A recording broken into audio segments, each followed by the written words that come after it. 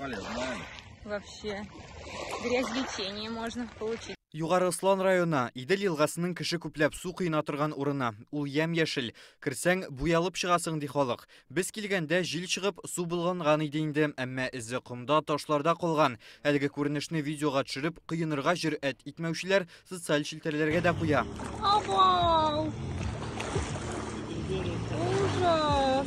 Бирдә яшәүчеләр сүзләренчә, Идел узган атнада чәчәк ата башлаган. Бу елда була торган күренеш. Тик ни өчендер бу юлы бер айга иртәрәк башланган. Төсү дә сазлыкныкын хәтерләтә. Приехал, хотел искупаться. Пляжга су кыйнарга килгән идем, әмма су яшел булгач кирмәдем. Ул башка елларда да төсен үзгәртә иде, әмма моның кадәр булганын хәтерләмим. Часто здесь купались?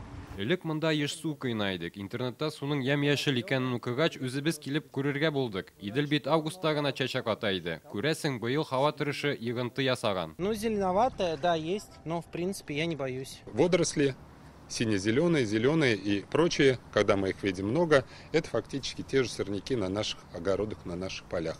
Экологлар искәртүенчә, Иделнең яшелләнүе су үсемнәренең тиз үрчүе белән бәйле. Алар һава температурасы 21 градустан югары булганда үсә башлый. Республикада 2 атна яңгыр яуганы юк. Мондый шартларда суда азот һәм фосфорның микъдары арта. Начинают активно расти и размножаться. Су үсемнәр гадәттә ярты метр тирәнлектә үсә, чөнки анда кояш җылысы бар. Температура 20 градуска төшүгә су үсемнәр юкка чыга. Гомумән, соңгы елларда без климатның үзгәрүен күзәтәбез. Һаваның уртача температурасы 1-2 градуска күтәрелде. Шуңа елгалар алга таба көчлерәк чәчәк атачак дип уйлыйм. Изменилось течение воды. Су үсемнәрнең тиз таралуының тагын бер сәбәбе бар. Ул елгага юынтык су агызу белән бәйле дип белгечләр. Ул әлбәттә чистарту корылмаларында эшкәртелгәннән соң гына Иделгә эләгә. Илдә мондый объектларны төзү һәм ремонтлау өчен Иделне чистарту илкүләм проекты булдырылган иде. Татарстанда 5 елда яңа 12 корылма кулланылышка тапшырылган. Хәзер алар 200-дән артык. Әмма Идел бездә генә түгел. Ай башында Дәүләт Думасы депутатлары күрше төбәкләрдә илкүләм проект тиешенчә тормышка ашырылмый дигән фикерен җиткерде. Димәк, читтә корылмаларның начар эшләве безгә дә тискәре йогынты ясарга мөмкин. Что мы можем здесь сделать? Во-первых, Проблеманы ничек хәл итәргә була? Минемчә, беренче чиратта елгага агызылган юынтык су күләмен киметергә мөмкин. Чөнки су ничек кенә чистартылмасын, анда барыбер зарарлы матдәләр кала.